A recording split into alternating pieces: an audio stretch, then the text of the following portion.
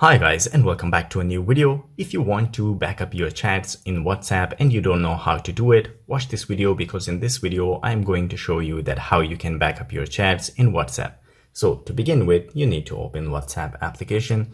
Once you do so, tap on the three dots at the top right corner. From there, choose settings. So once you are on the setting page, all you need to do is to tap on chats. Once you tap on chats, you need to scroll down where you will find chat backup. From here, on the chat backup page, as you can see, you can select a Google account that you want your chats to be backed up. If you're using an Android, you can back up all your chats to a Google Drive. So you need to select a Google account. If you're using an iPhone, so it will actually be backed up to your iCloud.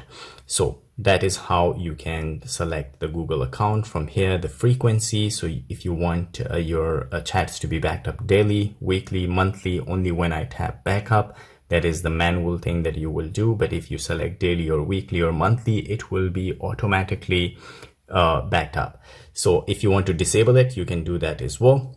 If you want to include videos to be backed up, you can do that as well by enabling this option. Backup using cellular if you don't use Wi-Fi, so you need to enable this one, so that way your chats will be backed up.